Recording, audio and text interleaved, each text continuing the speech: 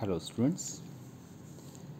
Vitamins में आज जो हम विटामिन पढ़ने जा रहे हैं वो B7 से स्टार्ट होता है, क्योंकि पिछले वीडियो में हमने जो वाटर सॉल्युबल विटामिन हैं B3, B5, B2, B1, B6 के बारे में बात की। आज जो हम विटामिन पढ़ेंगे वो पढ़ेंगे B7 विटामिन, जिसे हम बायोटीन के नाम से जानते हैं।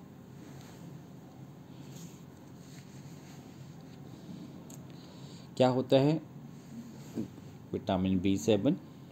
विटामिन B7 और biotin also known as vitamin H और कोएंजाइम R। इसको विटामिन H और कोएंजाइम R भी बोलते हैं।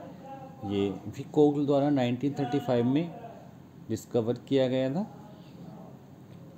Biotin is a coenzyme for carboxylase enzyme involved in the synthesis of fatty acid, isoleucine and valine and in glucogenesis। तो ये बहुत सारी रिएक्शंस में कोएंजाइम की तरह काम करता है। फॉर जैसे कार्बोक्सिलेज एंजाइम में जिसमें फैटी एसिड की सिंथेसिस होती है, साथ ही साथ आइसोल्यूसाइन, वेलाइन और ग्लूकोजेनेसिस में ये काम करता है कोएंजाइम्स की तरह। इसके स्ट्रक्चर की बात करें तो देखिएगा ये इसका मॉलिक्यूलर स्ट्रक्चर है। मॉलिक्यूलर स्ट्रक्चर हुआ।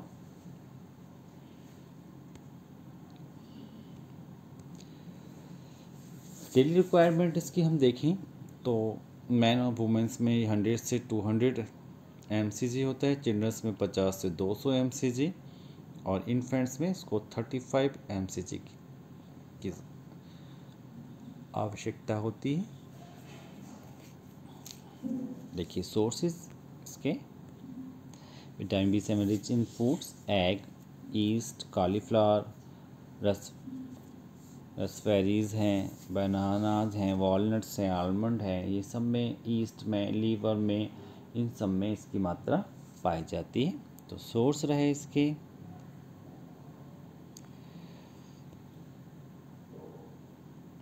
अब बात करते हैं इसके फंक्शन की, कि वैसे तो इसका कार्बोक्सिलेशन का एक इम्पॉर्टेंट एंजाइम है, कुछ बैक्टीरिया बर्ड्स की ग्रोथ के लिए भी आवश्यक है और कार्बोक्सिलेशन रिएक्शन में ये कोएंजाइम की तरह कार्य तो करता ही है। Sufficient intake of vitamin B7 is important as help the body to convert food into glucose, which is used to produce energy, produce fatty acid and amino acid। ये जो होते हैं बिल्डिंग ब्लॉक होते हैं प्रोटीन के। Activate protein amino acid metabolism in the root hair of the fingernail cells।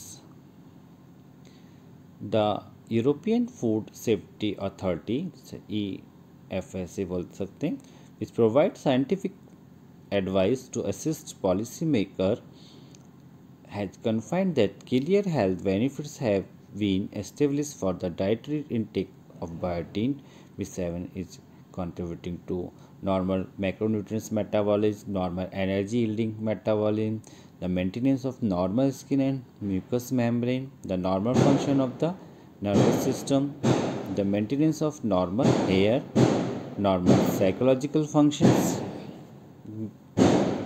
तो ये तो रही इसके फंक्शन की बात। अगला विटामिन है विटामिन B9, इसको हम फॉलिक एसिड के नाम से भी जानते हैं। Vitamin B7 is also known as folic acid, folacin और folate. It is a water soluble vitamin. It is a yellow crystalline substance. क्या देखिएगा इसकी जो डाइटरी सोर्सेज हैं, लेंटिल, ब्रोलोटी बीन्स हैं, चिकपीस है, स्पाइनस है, ब्लॉक बीन्स हैं, ब्लैक बीन्स हैं, वाइट बीन्स हैं, रेड बीन्स हैं, कैबेज है, टर्निप है, ग्रीन्स हैं और लाइमा बीन्स है। देखिए इसको डायग्राम से भी दिखाए गए, पिक्चर सारे बनाए हुए हैं। इसके डाइटरी सोर्स रहे।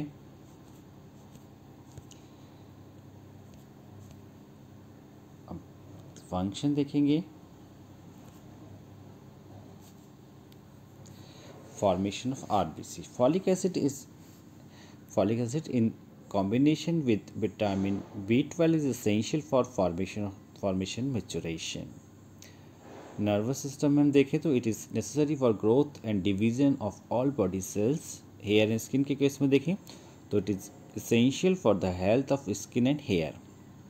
प्रेगनेंसी में देखें तो it is important nutrient for the pregnant women and her developing foetus and folic acid improve the lactation. तो जब भी जो इसीलिए प्रेगनेंसी में जो फॉलिक एसिड दिया जाता है जो लैक्टेशन में भी हेल्प करता है और फीटस के डेवलपमेंट में भी बहुत आवश्यक है. डीएनए सिंथेसिस के लिए आवश्यक है. Transfer of single carbon unit, synthesis of adenine and guanine और एंटी कैंसर ड्रग मिथोरेटेड है. होमोसिस्टाइन मेटाबॉलिज्म, न्यूरोट्रांसमीटर फॉर्मेशन, इसके सारे इंपॉर्टेंट रोल हैं ये विटामिन B9 के.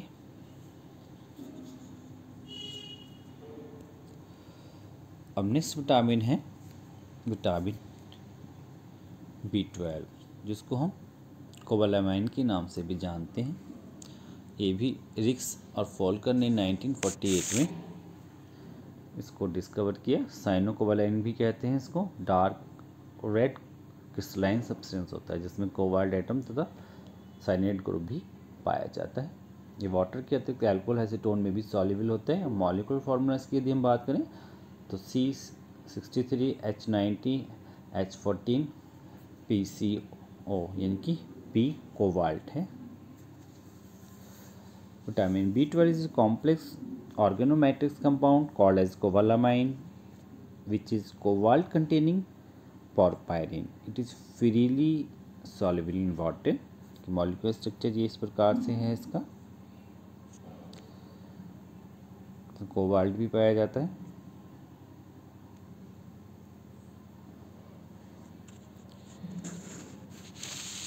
सोर्स की यदि हम बात करें तो vitamin B12 is mostly found in animal product such as meat, shellfish, milk, cheese and egg, clams, oyster, mussels, caviar, octopus, crab and lobster, the great source of B12. देखिएगा इस तरीके से दिखाए गए हैं. तो रही सोर्स की बात.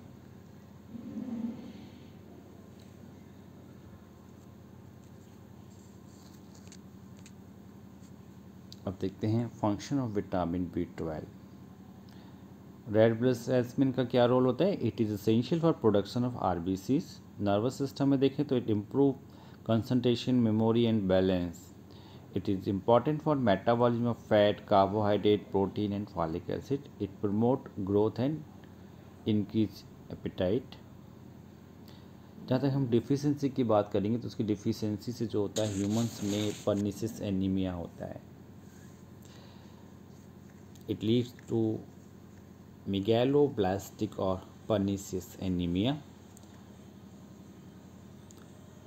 demyelination and irreversible nerve cell death. ये इसकी डिफिशियंसी सिम्टम्स हैं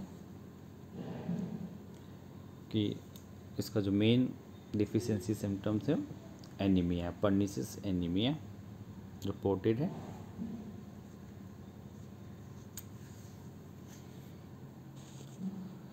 अगला विटामिन हम पढ़ेंगे vitamin C.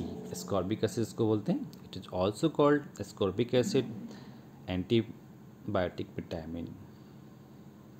It is most active reducing agent. It is powerful antioxidant synthesise by most animal not by human. देखिए विटामिन C के बारे में बात कर रहे हैं. बहुत इंपॉर्टेंट विटामिन है बॉडी के इम्यूनिटी बढ़ाने के लिए. ये रहा इसका मॉलिक्यूलर स्ट्रक्चर. देखिए सिट्रस फ्रूट में इसके सोर्सेज जो होते हैं सिट्रस फ्रूट होता है. विटामिन C के जो हम सोर्स की बात करें देखिएगा ऑरेंज है, कीवी है, टर्निप ग्रीन है, एप्रिकॉट है, मैंगो है, एप्रिकॉट है, नोरी है.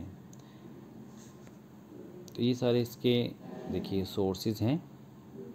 सारे सोर्सेज लिखे हैं। चिलीज़ में भी पाया जाता है, ग्रेप फ्रूट में, गुआवाज में भी पाया जाता है, कीवी में पाया जाता है, लेमन में, लाइम में, मेलन में, ओकरा में, ओनियन में, ऑरेंज में, पपाया में, पाइनएप्पल में, पोटैटो है, रेडिस हैं, स्वीट पोटैटो है, स्ट्रॉबेरीज़ है, स्पाइनस है। ये सारे इसके सोर्सेज हैं, देखिएगा सारे सोर्सेज विटामिन सी के।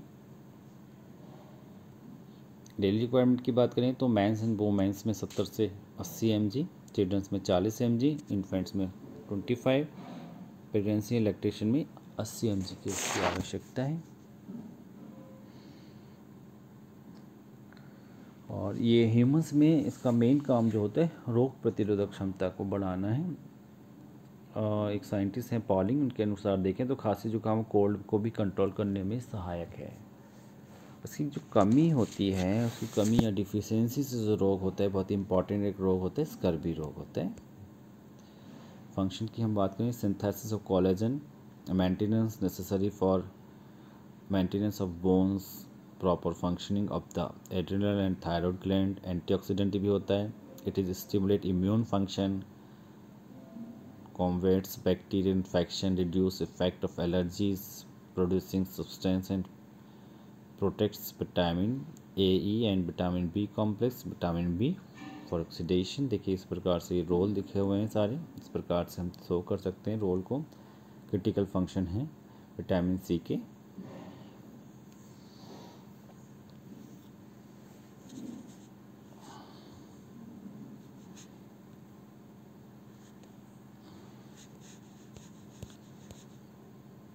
डिफिशियंसी से इसका जो मेन रोल होता है वो होता है scurvy, fragility of blood vessels, easy bruising, haemorrhage, poor healing, pain in bones and muscles, poor bone and dentin formation, compromised immunity।